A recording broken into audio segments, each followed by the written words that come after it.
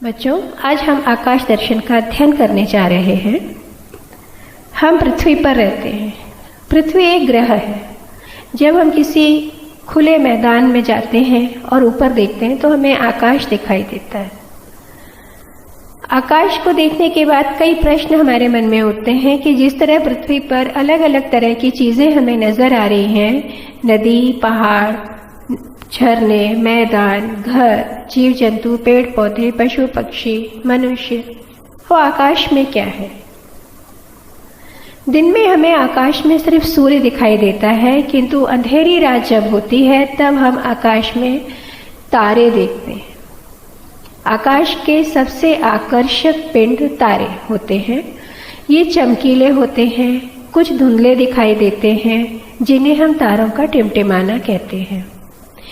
ये तारे दिखने में छोटे होते हैं, परंतु वास्तविकता में इनका आकार पृथ्वी से 3-4 गुना ज्यादा बड़ा होता है।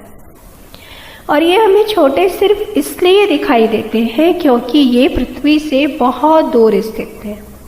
जब हम ऊंचाई से नीचे देखते हैं तो हमें नीचे चलने वाले लोग, घर, पेड़ सब छोटे दिखाई देते हैं। अर्थात वस्तु जितनी दूर होती है वो छोटी दिखाई देती है। तारों के साथ साथ आकाश में और भी पिंड हैं जो चमकते तो नहीं हैं, किंतु पृथ्वी की तरह वे भी सूर्य की परिक्रमा करते हैं। कभी कभी आकाश में हमें कुछ जलती हुई चमकीली रेखा दिखाई देती है। दरअसल ये उल्का पिंड होते हैं जो आकाश से टूटकर पृथ्वी की ओर तीव्र गति से बढ़ते हैं और पृथ्वी के वायुमंडल में प्रवेश करने के बाद जब इन पर वायुमंडल का घर्षण होता है तो ये ऑक्सीजन की सहायता से जल जाते हैं और चमकीली रेखा के रूप में ये हमें नजर आते हैं। और जब ये पृथ्वी पर गिरते हैं तो ये पूरी तरह जल चुके होते हैं। लेकिन आकाश के जो सबसे आकर्षक पिंड तारे हैं, ये लगातार प्रकाश और ऊष्मा उत्सर्जित करते हैं। ये खगोलीय पिंड दिन में सूर्य के प्रकाश की उपस्थिति के कारण हमको दिखाई नहीं देते।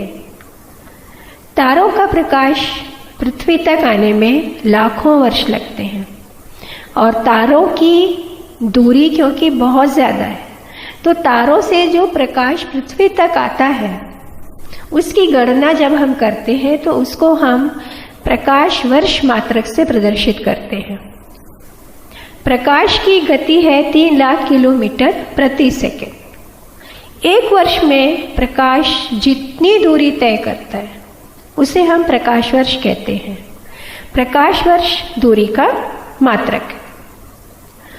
उस दूरी का मात्रक है जिसमें कि हम तारों के प्रकाश को पृथ्वी तक पहुंचने की गणना करते हैं।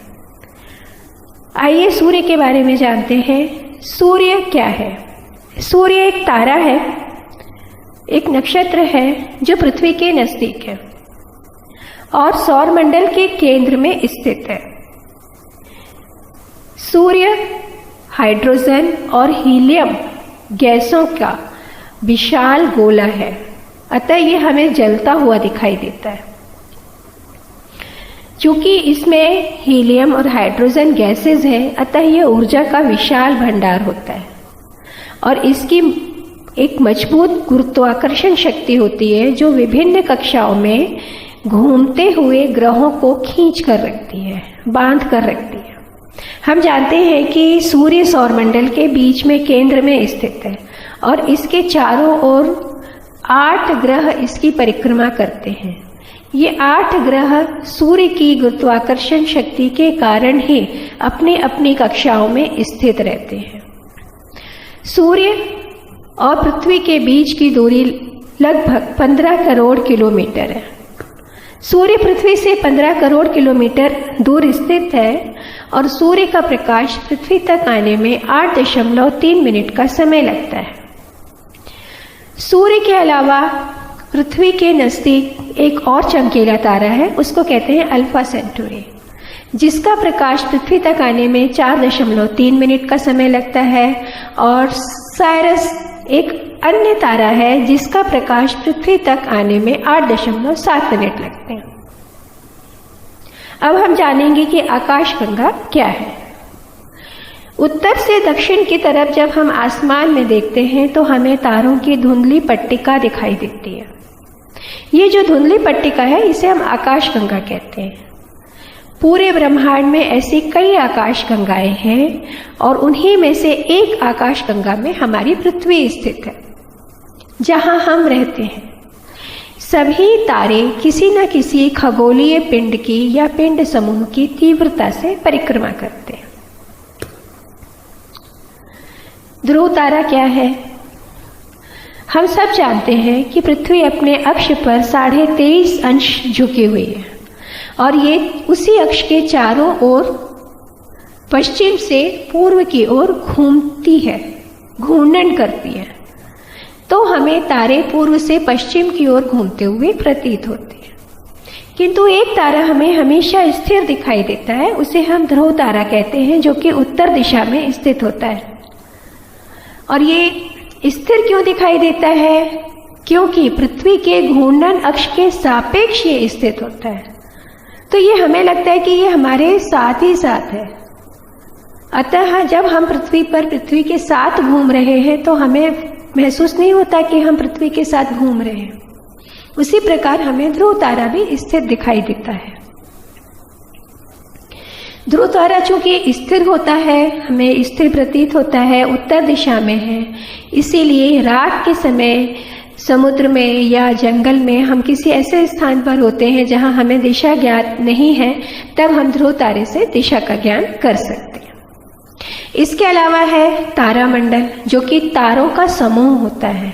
और ये जो तारों का समूह होता है ये अलग अलग विशेष आकृति के समूह बना के रहते हैं और उस आकृति के आधार पर ही हम इनको तारामंडल उसका नाम दिया जाता है। जैसे ऊर्जा मेजर, माइनर, सप्तऋषि, मृत तारामंडल है ना, बृहद सप्तऋषि जो तारों का मंडल होता है, ये सब तारामंडल है।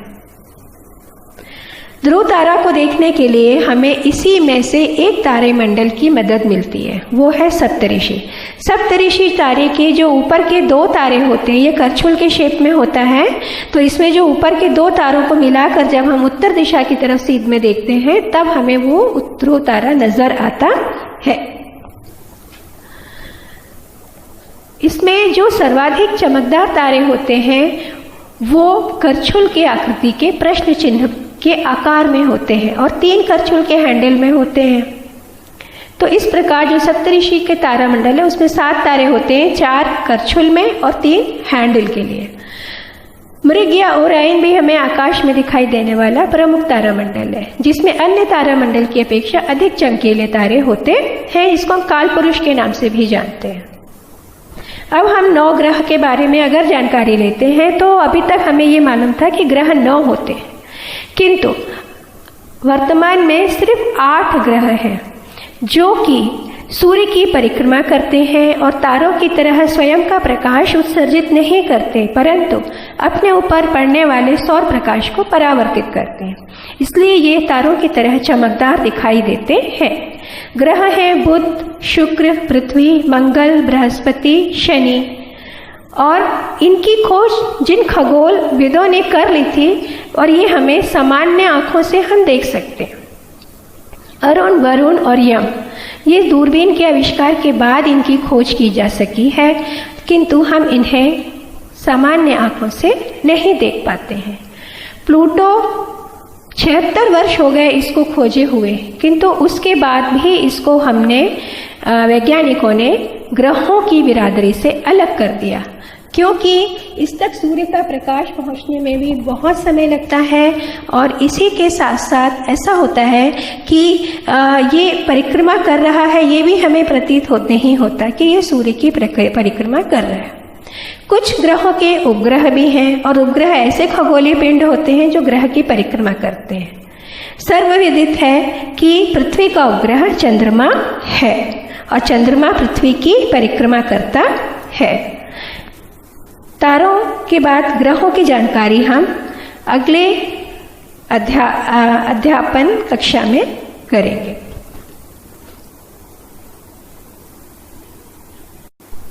बच्चों, आज हम आकाश दर्शन का अध्ययन करने जा रहे हैं। हम पृथ्वी पर रहते हैं,